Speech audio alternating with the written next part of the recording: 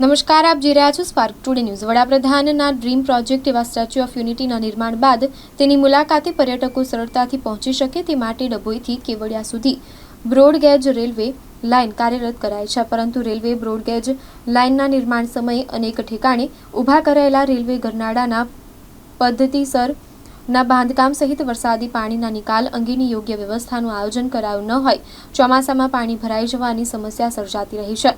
છેલ્લા 2 દિવસથી ડભોઈ તાલુકામાં વ્યાપક વરસાદ વરસી રહ્યો છે, ત્યારે તાલુકાના તીર્થક્ષેત્ર ચાંદોદ પાસેના નિમાન ગામડી પાસેથી પસાર થતી રેલવે બ્રોડગેજ લાઇન નીચેના ગરનાળામાં 6 થી 7 ફૂટ જેટલા પાણી ભરાઈ ગયા છે। પરિણામે આજે નિમાન ગામડી ગામેથી ચાંદોદની શાળામાં અભ્યાસ અર્થે જતા 40 થી 45 જેટલા વિદ્યાર્થીઓ અટવાઈ પડ્યા હતા અને નાળામાં પાણી ભરાયેલું હોવાથી વેલા મોઢે પરત ફર્યા હતા। પંથકના ગામડાઓ માટે ચાંદોદ એ વેપાર ધંધા સહિત આરોગ્યલક્ષી સેવાઓ માટેના કેન્દ્ર સ્થાને રહ્યું છે, ત્યારે રોજિંદી આવન જાવન કરતા લોકો પણ ગરનાળામાં પાણી ભરાઈ જવાની સ્થિતિના કારણે મુશ્કેલીમાં મુકાયા હતા। દર ચોમાસામાં પાણી ભરાઈ જવાની સ્થિતિના કારણે આ વિસ્તારના ગ્રામજનો સહિત વિદ્યાર્થીઓ વારંવાર મુશ્કેલી વેઠતા રહ્યા છે, ત્યારે આ સમસ્યાના કાયમી નિરાકરણ માટે રેલવે તંત્ર યોગ્ય આયોજન હાથ ધરે તેવી સર્વત્ર માંગ ઉઠી રહી છે। ઉલ્લેખનીય છે કે રેલવે તંત્ર દ્વારા ડીઝલ મશીન દ્વારા પાણી નિકાલની વ્યવસ્થા કરવામાં આવે છે, પરંતુ તે કારગત સાબિત થતી નથી। મારું નામ વસા ભારતીબેન દીપકભાઈ છે। અમે ગામડી ગામના નિવાસી છે અને અમારા ગરનાળામાં પાણી ભરાઈ જવાથી અમારે સવારમાં સ્કૂલે જવા નીકળ્યા હતા। ગરનાળામાં પાણી ભરાઈ જવાથી 6, 7, 8 ફૂટનું પાણી ભરાઈ જવાથી અમારાથી સ્કૂલ જવાયું નહીં। હવે અમારે અભ્યાસ કરવા કેવી રીતના જવાનું? અમારો અભ્યાસ બગડે છે। હવે અમારે ગામમાંથી કોઈને કામે બામે જવાનું હોય, કામકાજ માટે જવાનું હોય, તેમનું બગડે છે કામ બામ। કેટલા છોકરાઓ તમે જાઓ? અમે 40-45 છોકરાઓ જઈએ છીએ। ક્યાં આગળ? ચાનોદ CB હાઈસ્કૂલમાં। કાયમ પાણી ભરી રહ્યા છે, નિકાલ માટે શું તમે કહેતો રેલવે તંત્ર? અમારો બસ એટલો જ નિકાલ છે કે આ પાણી ના ભરાય અને પાણી દખે કોઈનું નુકસાન ના થાય। પાણી ભરાઈ જવાથી અમારા ગામમાંથી કોઈ દવાખાને બહાને જવાનું હોય તે વખતે અમારે નુકસાન પહોંચે છે।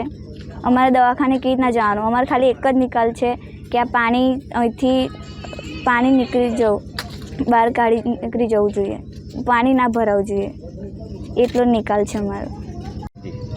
હા, મારું નામ અલ્કેશ માછી છે અને હું અહીં આગળ ગામડી ગામમાં ઓરસંગ કેમ્પમાં નેચરાલિસ્ટ તરીકે ફરજ બજાવું છું।